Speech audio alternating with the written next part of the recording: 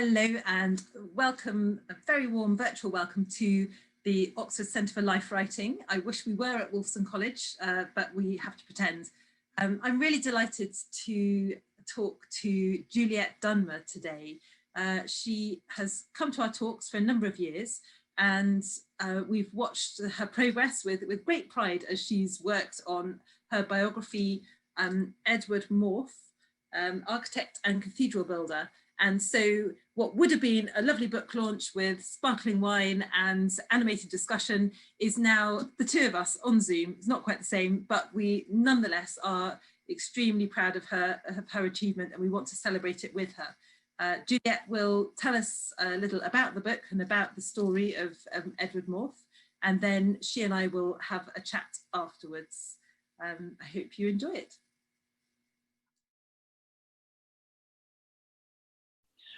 I'm really pleased to give this talk because the book actually wouldn't have come into existence without the Oxford Centre for Life Writing team.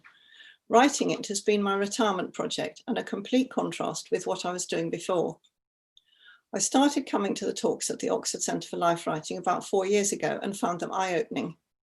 Then I attended a workshop on how to deal with archives, which was extremely helpful, and it gave me a lift into putting ideas down on paper. Since then, I've been to a variety of lectures by very different authors and always come away with a new insight that moved things along or caused some necessary rewriting. I've written for health service magazines for some time, but this is the first full-length book I've attempted.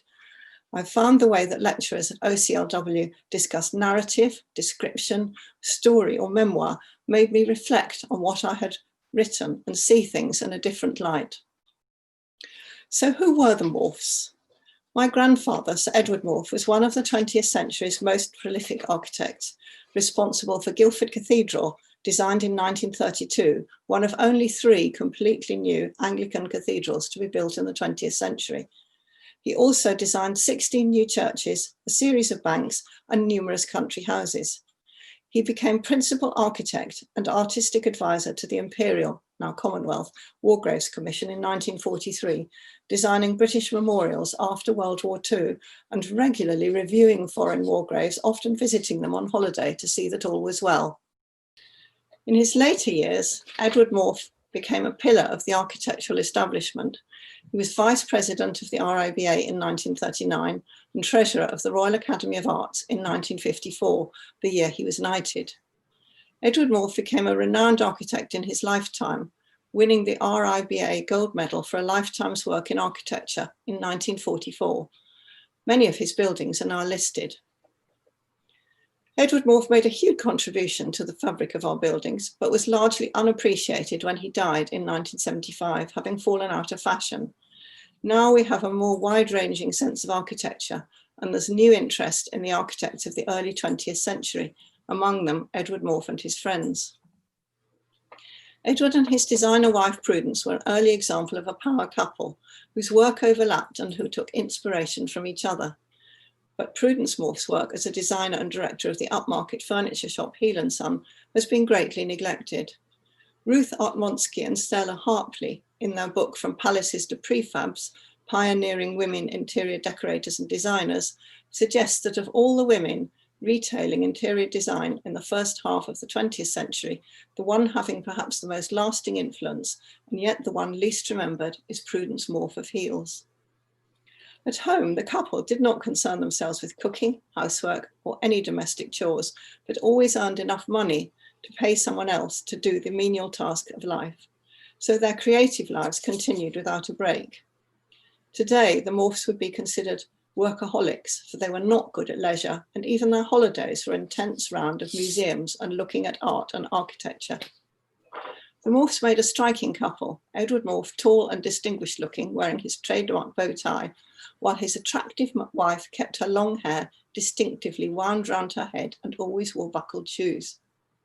They were very hospitable and loved inviting guests to their country house in Sussex, so that the Shepherd's Hill Visitors Book of the 1920s and 1930s reads like a veritable who's who of the artistic and literary talents of the time. This book is not a memoir, although I do inevitably come into the story in its later stages. One of the difficulties about writing about family members is keeping an impartial view. I found that as I progressed, I admired my rather remote grandfather more, while my grandmother, remembered as the one who did things with her grandchildren, turned into someone rather different, more devious and manipulative. I also discovered the power of the editor. Selecting different passages to quote from the hundreds of love letters written in 1910 could make the whole difference to how the protagonists appeared. My grandmother teased my rather staid grandfather with her tales of other young men in her life.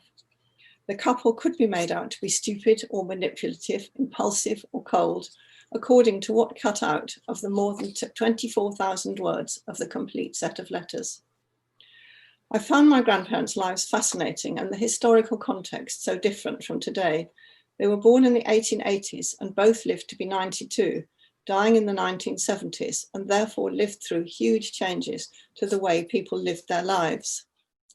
We may think that things are changing rapidly now with social media, the internet, computers, mobile phones, and so they have.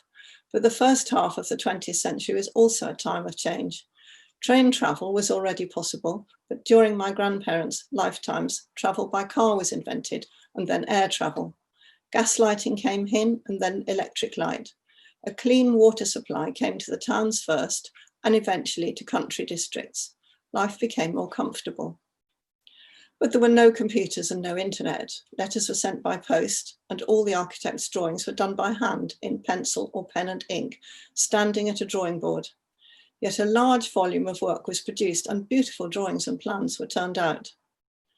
Edward and Prudence Maufe were married for more than 60 years and came from very different backgrounds, yet they managed to stay together in spite of love affairs on both sides, drawn by their mutual passion for art and beauty. Born in Ilkley in Yorkshire, Edward Maufe left Bradford Grammar School and came to London. He was articled to the architect William Pite while living at William Morris's Red House, which had been acquired by his parents. Living at the Red House was a formative experience for Edward after the solid stone buildings of Ilkley and Bradford. The architectural mixture of early arts and crafts style with Gothic made it unique. The steeply sloping red-tiled roofs, the pointed arches, the redness of the brick, and the curious and quirky windows could not be ignored. Edward said that living at the Red House affected him in two ways: by the beauty and cleanness of its architecture on the one hand, and by the hopelessness of its planning on the other. He remembered that the south and west garden front of the house was entirely taken up with corridors and kitchen quarters. The only reason ever given for this by Philip Webb, the architect, was that he planned it during one very hot summer. It was a cold house in winter. Edward never forgot his experience of living at the Red House and always put the best rooms on the south side of his buildings. He also had a great feeling for the warmth and colour of brick, and his later admiration for Swedish and continental brick churches may have been influenced by the Red House. His design in later life for a brick cathedral at Guildford was something he was able to contemplate when the rules of the competition showed there was not enough money to build one in stone. After completing his articles with Pite, he studied at Oxford at St John's College, and he later became the college architect and designed college buildings such as the Dolphin Quad. In 1910, he set up his own architectural practice, working from rooms in Lincoln's Inn, and that was the year his romance with his future wife began. Prudence was a very attractive young woman, and there is no doubt she was a bit of a minx and let my grandfather a real dance. She told her grandchildren she'd had 22 proposals of marriage, but of course we didn't believe her. Now I think it could have been possible.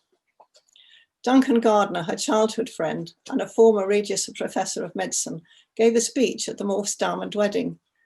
He referred to visits from a blonde teenage beauty with several yards of golden hair receiving, not unwillingly, close attention from my male friends, not to mention me, but on the other hand, receiving stern disapproval from my mother for daring to wear a skirt that revealed at least 2 inches of ankle.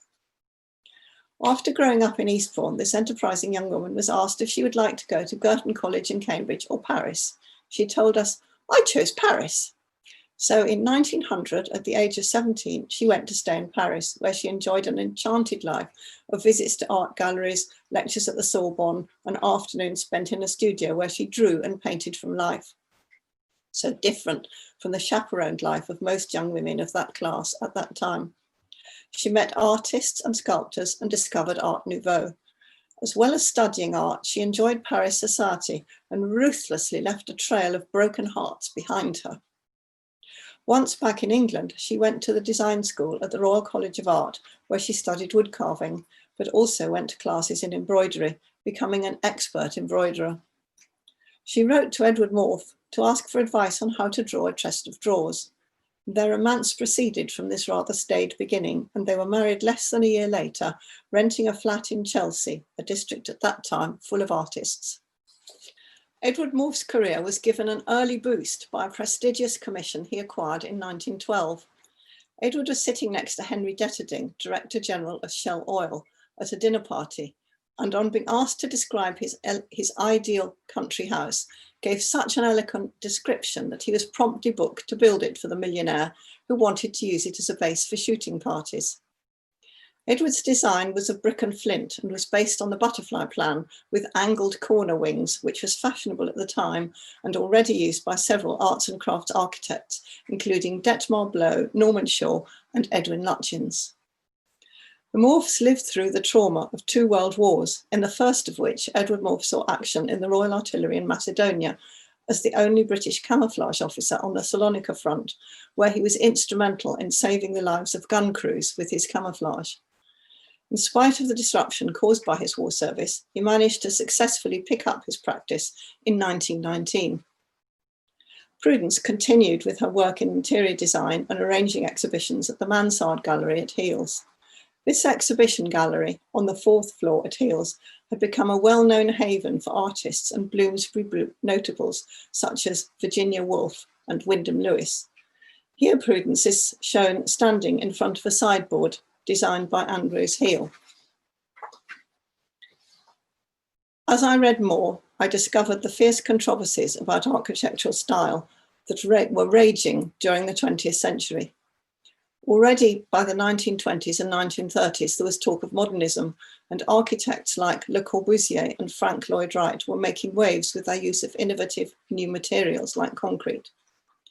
Edward Maufe very much disliked discussions about style, saying that every site was unique and therefore every building should be designed to fit the site.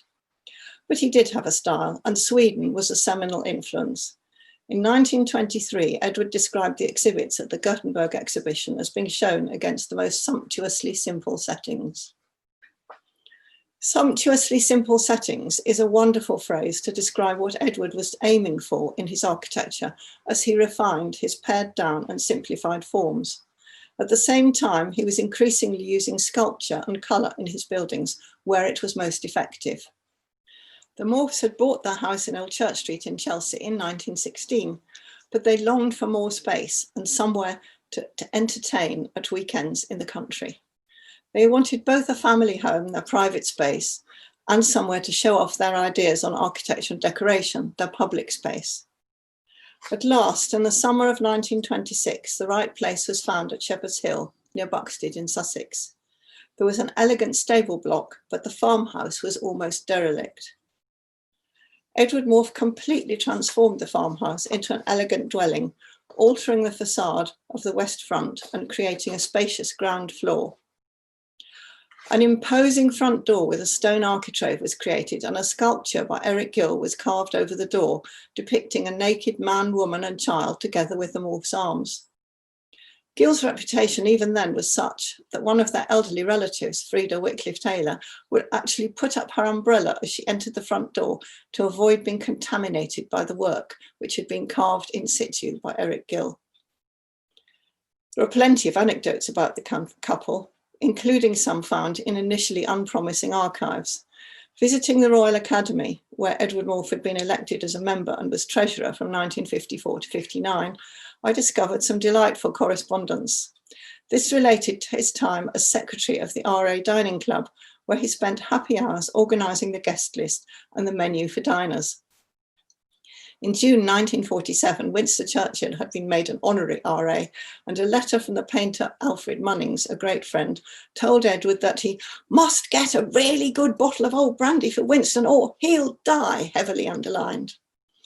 And then when Edward had to have his right ear surgically removed in 1949 after a riding accident, he wrote to RA Secretary Walter Lamb that "I shall have to face the future without it, but I never really admired Van Gogh to that extent." Edward Maufe's work is extensive, and to have included all of it would have made a very long book. It seemed that there were some high points in the lives of the couple that had to be included. Designing and carrying through the building of a completely new cathedral at Guildford was the single most challenging piece of work in Edward Maufe's life. The sheer scale of the enterprise was daunting, and for 30 years, both he and his wife Prudence made huge efforts to keep up the momentum and actually get the building completed. This was no ordinary job. The cathedral's stark outline seems almost brutal, standing foursquare on the top of Stag Hill. But the light-filled interior is a complete contrast. There is comparatively little stained glass, and the tall arched aisles give it an ethereal grace. The space contains all the symbolic detail that Edward Maufe felt necessary to underline the religious use of the building. Edward's vision combined light and space with a simplified Gothic tradition while using new constructional techniques. Today, it is considered an iconic 20th century building and listed Grade 2 star. Reading through the Guildford Cathedral archives, it was clear that there were continual difficulties in finding enough money. In 1951, in desperation, Edward Maufe suggested appointing a dedicated paid fundraiser. And to encourage the cathedral authorities, he said he would pay her generous salary himself for the first year. Edward later laconically wrote, "However, it turned out the cathedral left out to pay it for 10 years. Edward Maufe took a very personal interest in all aspects of the building, both the overall design and the details that together would make up his concept of the meaning of the cathedral. It was written into his contract that nothing could be done without his agreement. This means that the whole cathedral has a unified appearance, as it is the product of one person's thinking. Prudence Maufe's influence can be seen especially in the kneelers, which have the unifying concept of being divided diagonally into the hill for Stag Hill and the sky, so that a variety of designs presents a harmonious whole. Prudence's legendary organising capabilities were tested, and the Second World War intervened, but a wonderful body of work has been created. A major legacy of Edward Maufe's work was that for the Imperial, now Commonwealth, War Graves Commission. In 1943, he was asked by Sir Frederick Kenyon, the artistic advisor for the commission, to be one of the principal architects for the IWGC and to be in charge of all their architectural work in the United Kingdom. Since World War II began in 1939, there'd been a surprisingly large number of burials of war dead in the UK due to the number of air raids. The plan was for the fallen to lie in small plots all over the country, and the layout and design of suitable settings for their memorials would be Edward's work. In Oxford, you can visit the Botley Cemetery, which is beautifully maintained by the CWGC and has a small shelter building designed by Edward Maufe. One of the most important and largest memorial sites is Brookwood Military Cemetery. Within the cemetery, there's a particularly large Canadian section, and this was the first new addition to be undertaken by Edward, where he was given the job of planning the layout of the graves and designing a records office. Edward insisted on including relevant sculptures, and Esmond Burton carved a very heraldic beaver to stand over the entrance door. Edward was delighted with it, but said that on taking over the building at the finish of the job, the inspecting officer, General Norton, made only one objection, which was that this beaver looked too fierce. Apparently, Canadians loved their gentle beavers, so this one had to be changed. So one of the Canadian masons went to the Natural History Museum in South Kensington and made a carving from a real beaver, so that, as Edward said, there is now a sort of mild beaver over the entrance door, and my heraldic beaver was taken away by the General for his house in Canada. Perhaps the most significant memorial designed by Edward Maufe is the Air Force's Memorial to the Missing at Runnymede. This was begun in 1949 as a memorial for the vast number of airmen who'd flown from Britain on missions and never returned. It was decided that it should be at Runnymede in Surrey, and a site was found on Cooper's Hill.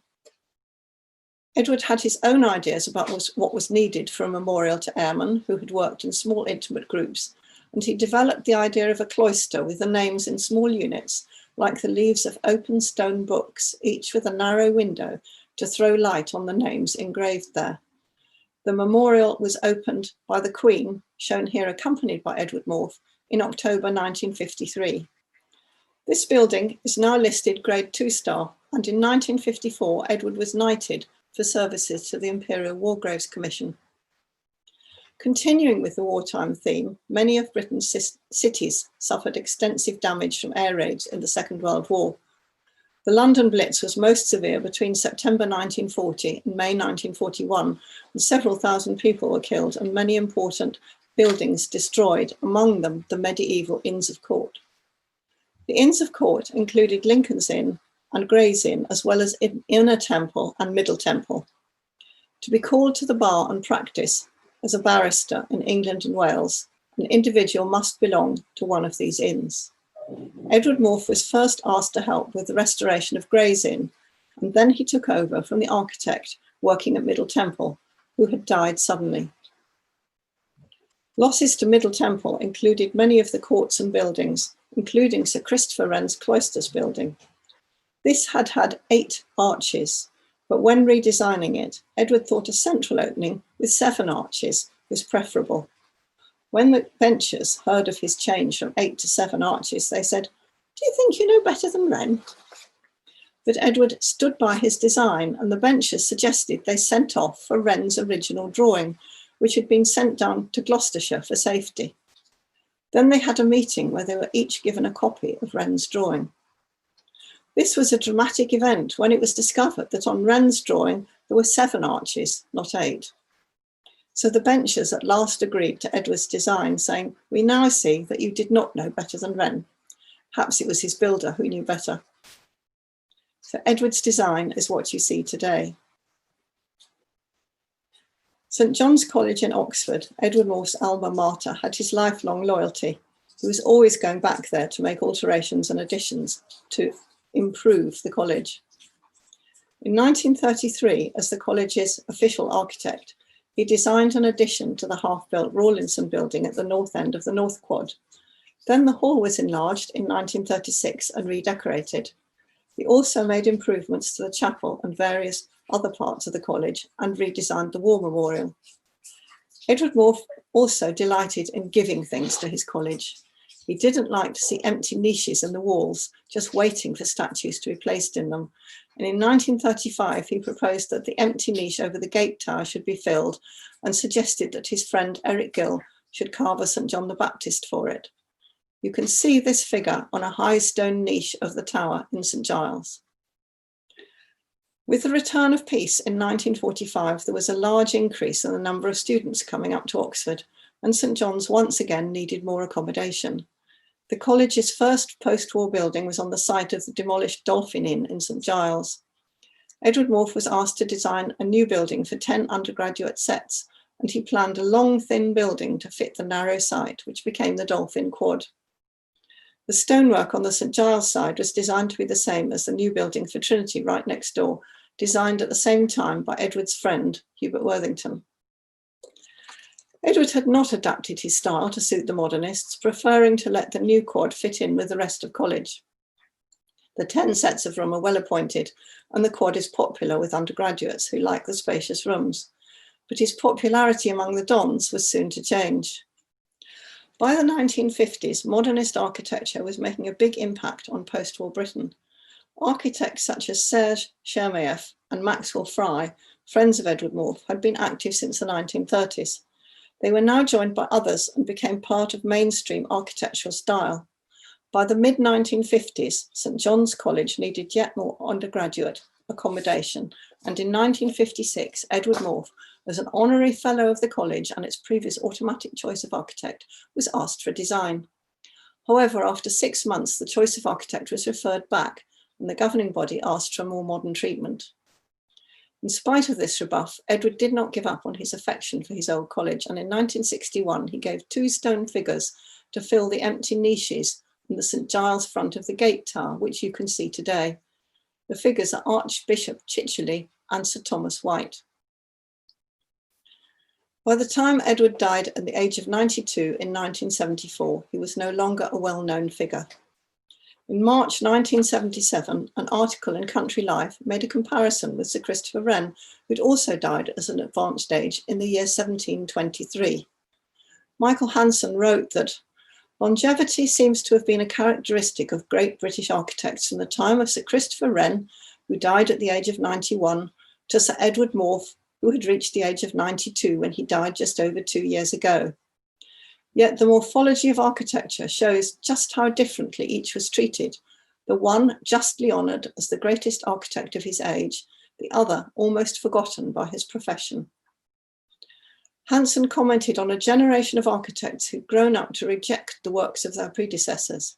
He complained that architectural historians had written endlessly about a handful of pioneers of modern architecture whose masterpieces often have a distressing tendency to leak, but that the work of leading British architects of this country has been largely ignored, with a notable exception of Sir Edwin Lutyens. Since 1977, opinions have altered again, with another generation growing up, with a recent upsurge of interest in architects practicing in the first half of the 20th century. These include Edward Maufe and his peers. Several of Edward Maufe's buildings have been listed by Historic England since the millennium, some as recently as 2018.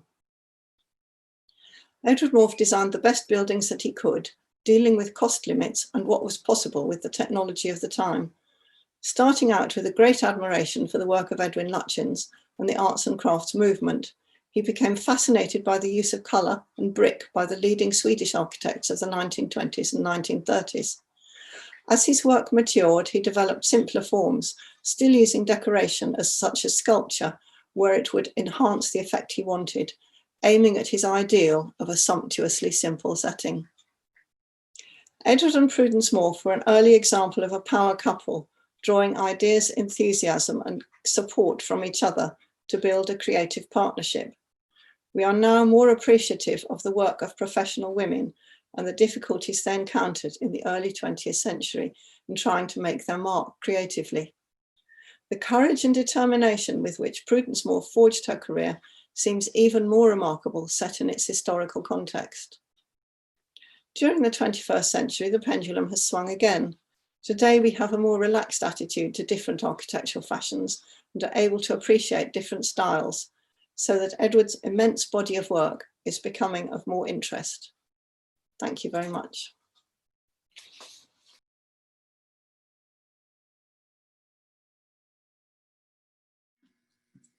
So, Juliet, thank you very much for that. That was a fantastic introduction to a fascinating couple. I wonder if you could tell me briefly what gave you the idea for the book in the first place. Well, this is something completely different from my previous life. I've never written a book before, and I have to say, without Wolfson, it wouldn't have got done. There were several times during the writing when I thought, this has to go back on the too difficult pile. I can't do it. But I had the idea because after I retired from the Mental Health Tribunal, I was idling about with my computer, and I thought I would look up what things my grandfather had done. I knew about Guildford Cathedral, I knew about Runnymede. I didn't know about a lot of stuff. And so I looked up his things and I thought, this is absolutely amazing. He's done so much. He never really stopped. His work was his hobby. And I thought, actually, I wonder if there's a blue plaque on his house in Old Church Street. So I looked up Old Church Street and I found that there's an artist or somebody of that nature, an artisan of some type, on practically every other house. Nothing on number 139, where the Maufes had lived for 60 years. So I wrote to English Heritage and said, what about this? And they said, oh, he was up in 2002 and we rejected him. He wasn't well enough known and there was no biography. So I thought, okay, then I'll write one. So that was the start for it. Isn't it interesting that a biography is the criteria for a plaque? Apparently. It justifies our craft, that does, doesn't it? There is a purpose for us after all. I think it's also that all the references are in one place. The people at Historic England or whatever it is now, don't have to do the looking up themselves. They can go straight to your references and check that it really is as famous a person as you said. So I've now got a form in process of being done. I've got it out with an architectural historian just to check that my accuracy on that, and then I shall be sending it in. But don't expect a blue plaque anytime soon. It takes several years pre-COVID, so several more years now. Well, we won't hold our breath, but when it's there, we will have a photograph on the Ockley website. Okay, brilliant. I like that. Yeah. It'll be a proud moment. Yeah. As you say, it's the first book you've written. It's a very ambitious undertaking, and it's come off really well. It's a fantastic book. I've really enjoyed reading it very, very much. I wondered if you had any advice for other people beginning on a first book, or anything else that you would never do the same again.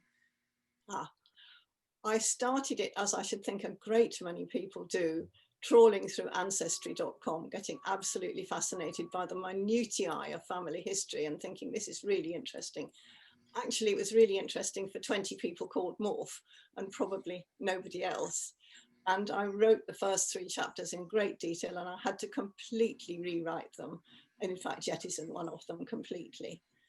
There are books. I've got one of the things I'd perhaps say to other people trying this sort of thing is go and look for a book that's in a style that you like, that's worked, and see how they've done it. And I had a book on Pugin by Rosemary Hill, the wife of Gavin Stamp, which won all sorts of prizes. And I thought, oh, okay, I can do this too.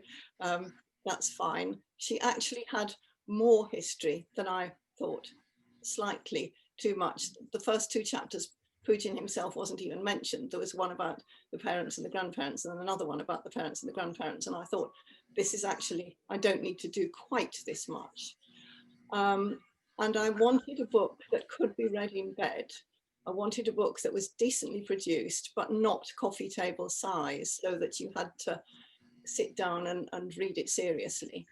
And I wanted to make a story as well as putting in what they did. It had to have the work, because their work was their life, but at the same time they knew this glorious pantheon of people, the Bloomsburys, all the people, the artisans, and the visitors book at Shepherd's Hill, which I do have, from 1926 to 1974, has just got these amazing people who came to stay or came to lunch, and they enjoyed it. They lived in London and they loved all this stuff and going around and seeing things and going to exhibitions, and of course going abroad.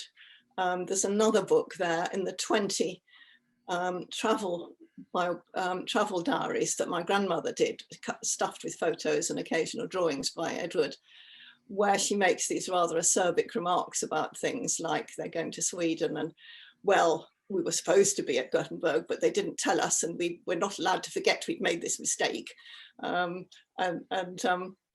Taking her first flight in 1935 to rescue this Jewish girl. I mean, that was just amazing. She was so, and we never knew any of this stuff as children. So it was a question of what is there in the records. The other thing I think is I was incredibly lucky with the amount of archival material that there still was. And I suspect that people trying to write a book where there's nothing would be really, really difficult. A whole other set of problems, isn't it? What you do with those gaps, whether you hold them up and embrace them, or whether you try and imagine your way through them, or negotiate around them. And as you say, it's not so much of a problem for you because you have this wealth of amazing material to go by. In a sense, the problem is different, I imagine, that actually selecting what to include. When you have a travel diary with pictures and all this wonderful character pouring out of it, how do you resist the temptation to almost reproduce it verbatim? Yes, it was a temptation. I feel there could be another book there, but I don't think it's very commercial. I think it's just a fun thing. One of the things I thought I might have done in retirement was to have gone to the places where she'd been and take new photographs of the Italian coast and Amalfi and all these places they'd been to, and the foreign war memorials, because they did go to a lot of the foreign war memorials, and Prudence was very keen on the fact that, oh, they've put a gate in the wrong place and they've ruined the lineup of these things, and they'd get back to the IWGC, now CWGC, and tell them, and something might get done. But yes, I think the problem of no archives or little material is quite serious for people. And I wonder if that's what leads to the temptation of turning it into a novel, where actually you don't have to worry about references. You've got real people. I'm thinking The Potter's Hand here, about the Wedgwood family. I do happen to know Wedgwoods, and they were quite cross about this book because actually some of it, like Julia Wedgwood, was really accurate and done from the letters in the archive, and some of it was actually invented.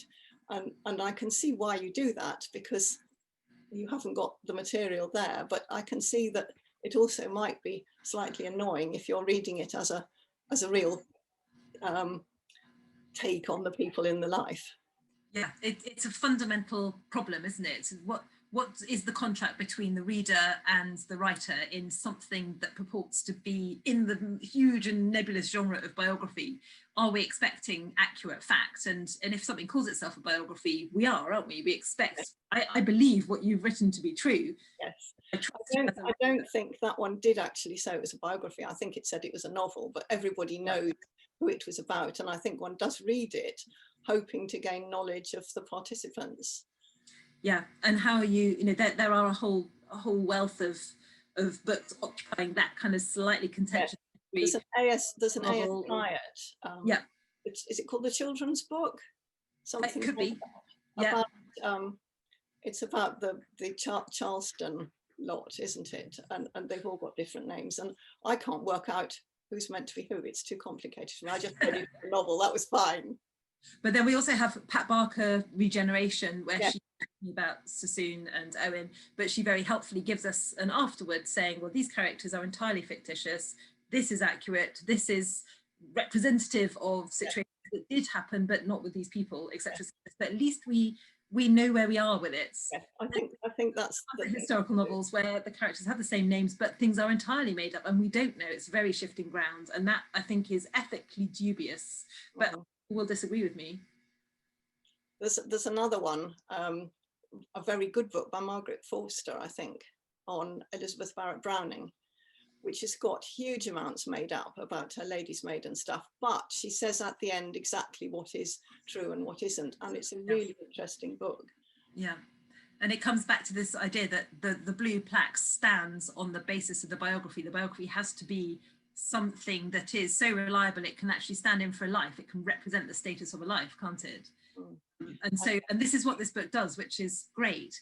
But I wondered also that, as you say, you have this wonderful embarrassment of riches of archival material, including the love letters between Edward and his wife Prudence. But it wasn't an entirely conventional marriage, was it? And how it definitely wasn't.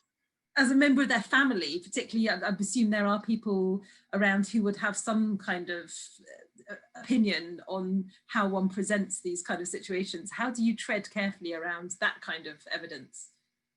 I think it's far enough in the past now that all the material witnesses are no longer with us. So I don't think there's anybody there to be offended. I also think that attitudes have changed so much since the 1916s, as it were, the teens, that what was very shocking then, well, I still find it slightly shocking that after only 4 years of marriage, my grandmother went off and had a very long affair with somebody else, but they both remained married. And I have met Oliver Heal. I could even consider him a friend. He's a lovely man. And he and I both agreed that our personal sex lives had been much less exciting than that of our grandparents. It's a bigger question, I suppose, that when you write a biography of somebody who isn't that far removed from you, who you are related to, how does that change your relationship to them? And you say you found out a lot more about what your grandparents actually did, but in all sorts of ways, not just the big monuments. You actually found out about who they were sleeping with, and you had to have an opinion on it. So how does that change your relationship to them? Well, I was quite shocked actually to discover just how seriously my grandmother had taken this affair with Ambrose Heel. It was rumoured in the family. It had always been rumoured, but I think it was very much easier to keep things secret in those days. Nobody at Heel's apparently knew. And of course, she dressed entirely conventionally and respectably and looked very proper all the time. Although when you look at the pictures of her as a young woman, I mean, she's got the Princess Di head tilt and the flirty look, hasn't she? She's and she, I mean, to tell us that she'd had 22 proposals, you know, we didn't believe her. This old woman, how could she possibly have had 22 proposals? But of course, in those days, you didn't have to sleep with them to get a marriage proposal. Showing the 2 inches of ankle was probably enough. So I don't know. Brilliant. As you talked a little bit about the fact that they were incredibly well connected. They're at the centre of this network of and when almost any one of their friends is a subject of interest, aren't they? Sculptors, writers, artists, they're right across Bloomsbury, and all sorts of interesting intellectuals on the periphery of Bloomsbury. How do you situate them in relation to that enormous network? How do you deal with all these relationships and all these different personalities that come in and out of their lives? Yes, this is where I say that's an interesting question. But there was a bit that I could have gone hugely deeply into this. I think at one of the Wolfson lectures, we had a spider diagram with the people that you were interested in the middle, and then reaching out, and then all the other ones. I think they're doing it with Matt Hancock at the moment in the papers about how he's got links to all these people. It was a whole other ball game as far as work went to do that. It could have been a book in itself. It's another book. There is a book about the Bloomsburys. Oh, Alexandra Harris. Yes. I can't think of the title of that book now, but that's a very interesting book, and she's got Augustus John and all these people that, yes, they did know and how they related, and she's divided that up quite nicely into fashion and travel and children, and so that you get a feeling across the set of people about how they thought about things. I could have done that, but then that would have been a huge amount of research into all these other people. And I felt that was either another book or not possible either. Because I only know what ordinary people know looking at Wikipedia about these people, you know. I haven't gone into their archives at all. So you've looked at them from the perspective of your grandparents, basically. Yeah. When they brush your grandparents' lives, they appear in the book. So we get a sense of these sort of shadowy figures, and we have to go away and read other biographies about them if we want to know more. Yes, one of my friends, early readers of the book, suggested that I did a piece at the back with a little paragraph about each of these people and where they fitted in. And I did think about doing that, but again, get on with the book, get it done. It was another few months worth of work and going to libraries again and things. So I didn't do that. And it's quite hard to encapsulate the person in 3 or 4 lines. Absolutely. Yeah, it really is. And again, for these extraordinary personalities, there is the very interesting life and the interesting, usually very vibrant personality and the work. And here you have effectively 2 people, although this is a biography of your grandfather, it is also very much of your grandmother, who achieved extraordinary things as well and had a huge influence on design in the sort of early to mid 20th century. And you have to balance not only their network of contacts and the people influencing them and who they're influencing, but also what they achieve professionally, as well as looking at them as personalities and looking at their private life. How did you make decisions about that? How much architecture to put in, how much design to put in, how to keep the momentum going, how to build the relationships whilst you're talking about a cathedral or whatever he happens to be designing at the time? Well, there are 2 things. One is Edward wrote this fantastically helpful series of 19 essays called Biographies of My Buildings. He said, I don't see why buildings shouldn't have biographies as well as people, and that's what I'm going to do. And so I've got his word, his point of view, how he got on with his, I must have my own quantity surveyor. I didn't get this church done properly because they made me use a different quantity surveyor, and it's the only one I didn't like doing. So there was that angle.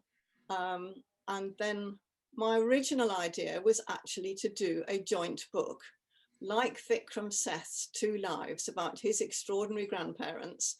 His grandfather was an Indian one-armed dentist. And you might think a one-armed dentist wasn't a good thing to have. He used to come in behind the patient, already strapped to the chair, and they could only see the arm coming round, so that they didn't realize that the other arm, he was being handed by the nurse behind him. And he was a very good dentist. And his grandmother, who was actually a German Jew, and they were both very interesting personalities. So I thought I'll call it The Architect and His Wife, because everybody's got books called The Something's Daughter, The Something's Wife, whatever. And then there wasn't enough about Prudence that was different, because she was always finding the furnishings or doing some embroidery or doing this, and it became very repetitive. I couldn't fill in enough new stuff to make the whole book equally about her. She has her own chapter where she's concentrated, as it were, and then she appears in the other stuff. And then people said to me, who is the architect? We've never heard of him. You've got to put the name on the book. And I think that's perhaps something which other biographers writing about people not well known would need to do. You need to put the name of the main protagonist on the book cover so that people know what they're getting into. Yeah, absolutely. But it is very sad, isn't it, that Prudence is an amazing woman. She's clearly full of personality and she achieved a great deal. And yet, like so many other wives through history, not just through the 20th century, there's not quite enough. They're always slightly in the shadow. They're always facilitating their husband's work.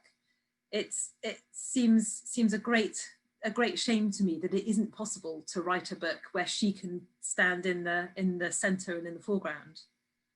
Yes, I agree. And I found the obituaries. Edward did have obituaries, in spite of him having fallen out of favour. The Archbishop of Canterbury wrote a rather angry one for the Times because there hadn't been a good enough one for Edward. When Prudence died the next year, she had one tiny paragraph. Edward had had a memorial service at Guildford, you know, and across the pond, as it were, there'd also been obituaries in architectural magazines, but she got nothing. And she's actually been fairly written out by Heels. She doesn't appear. And I found when I was doing the stuff on the fabrics in the 1951, most of the books which talk about Heels and fabric design mention the manager, Tom Worthington. They do not mention Prudence. And when I asked Oliver Heel about this, well, but I thought Prudence was in charge of this, he said, yes, she was there to give Tom Worthington taste. Nice. Yeah, women in the shadows. Wow. Well, I think you've done a wonderful job of reclamation in her case and restitution. And you've got a lovely balance between the two of them. We do get a sense of their relationship and a sense of her achievements as well as his, which are enormous. And I feel I've learned a great deal about architecture that I definitely didn't know. And I will certainly look at Guildford Cathedral and bits of St. John's College and war memorials very differently in the future. So Juliet, thank you so very much. It's been a great pleasure, and we're so delighted to have been a part of your journey with this wonderful project, and hope very much that it inspires other people to attempt wonderful achievements in a similar way. Thank you so much indeed. Thank you very much, Kate. That was really generous, and I'm delighted that you were a willing participant in learning more about architecture, because my husband did say to me, people may not actually want to know about this stuff.